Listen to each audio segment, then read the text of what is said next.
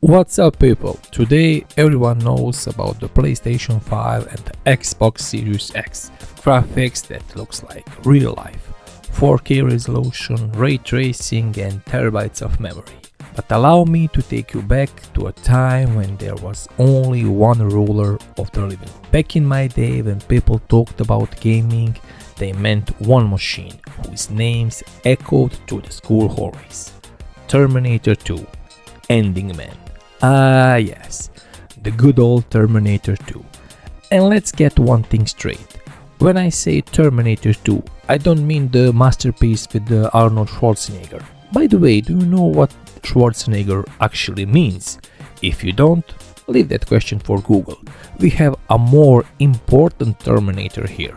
The one that came in a cardboard box of, let's say, questionable quality. While you are chasing the latest PS5 and hunting for how many FPS today, imagine this. I got my first Ending Man, that black box, somewhere around 96 or 97. And at that time, my friends, that console was definitely not next gen. Why? Because our Terminator 2 Ending Man was actually a Famiclone, a cheap copy of the original Nintendo NES. The NES came out in the mid-80s. To put things in perspective, PlayStation 1 with its 3D games was already available all around the world, while kids in developed countries were playing Tomb Raider, Mario 64 or Sega 3D titles. We were here, we were admiring 8-bit graphics on our Terminator 2. But you know what? We didn't mind. Looking back at everything we went through in the Balkans during the 90s, the fact that we even had a console, regardless of the brand or age, it was a pure luxury and a window to the world. That's why the Ending Man is more than just a clone to us. It was the icon of survival. I remember that day like it was yesterday. I got my first Terminator 2, the black plastic beast, from my relatives. I'm not 100% sure if it came from Hungary or the famous Arizona flea market, but either way, I'm grateful to them to this day. Of course, you know how Famiclone quality went. The console eventually broke, so I bought another one, but here's the ultimate proof of how hooked I was. Later, when I was in Sarajevo, I had some cash from my relatives, and what did I buy? Another Terminator 2. And that wasn't even the end of my relationships with the Terminator. Many years later, I was walking through a flea market and found another one. It was tucked away between some tools and random junk. But this one wasn't the version 2, it was the Terminator 7. You see, just like PlayStation, the Ending Man has its own new versions. Only unlike PlayStation, there was absolutely zero progress in graphics. Literally the same 8-bit tech from the 80s, just in a new box. In fact, the build quality seemed even worse than in the 90s, but hey, it is what it is. Let's talk packaging. I'll show you footage of my Terminator 7 here, since I don't have the original Terminator 2 anymore. But if I found some Terminator 2 photos, I'll drop them in. Basically, inside the cardboard box, which would fall apart the moment you touched it, there was some solid gear. Metal Gear Solid. But before we look inside, I have to mention the box art. Let's just say it was inspired by Sega.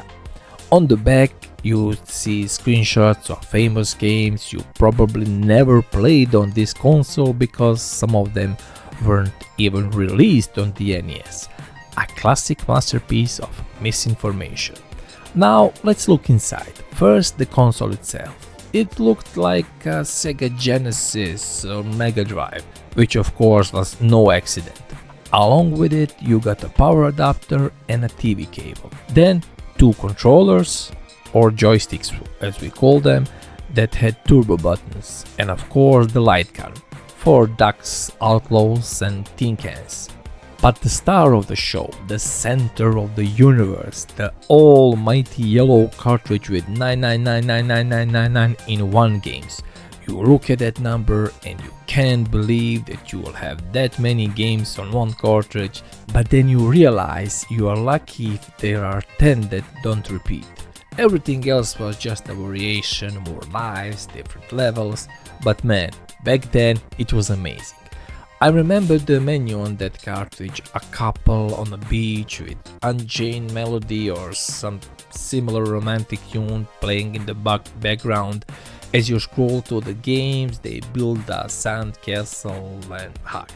Also, imagine this. The box included headphones you could plug directly into the controller.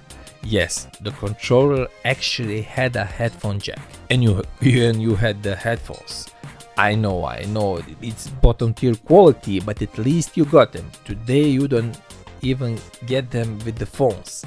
You don't even get the charger, soon there won't be a screen in the phone box. But back to the console. Sometimes the box even came with the antennas. Oh yeah, you plug one into the console, the other one into the TV. And then the magic of channel searching begins. Manual switching, fine-tuning, trying to get as little snow on the screen as possible. If your neighbor was playing a game and your consoles were on similar frequencies, you could watch him play. It was streaming before streaming existed. You catch the channel and there's your neighbor struggling with Contra. I won't lie, for us that was Twitch and YouTube gaming rolled into one. The first console I had didn't have built-in games, but you could find a ton of yellow cartridges at the market. Those bright yellow shells with colorful labels, it was a total lottery. Most of the time the cover art had nothing to do with the actual game. You would see a spaceship and expected action, but you'll get Battle City. That was our version of unboxing. You never knew what were you getting. But to make any of those games work, we needed a ritual. You put the cartridge in, turn on Terminator 2 and the screen shows were nothing or something green or glitched or it works, it doesn't work, take it out, flip it out and then blow into the cartridge. I don't know who was the first that figured out you should blow into the connectors. It shouldn't even help, but by some miracle it worked. It was our magic trick, our prayer to start the game. That blow, that specific finger pressure on the cartridge, that was a true gaming experience. And in the end, what do you expect from a console? We are talking about a machine that cost maybe 15 euros in today's money and games were like 2 or 3 euros. And that was the key, accessibility. The Terminator 2 Ending Man brought gaming into homes where a PlayStation or Sega simply wasn't financially possible. It was cheap, no-name clone, but it was ours. While kids in the West were debating N64 or PlayStation, we had our Terminator 2. It wasn't technically perfect, it glitched often, but for us it was an icon of survival.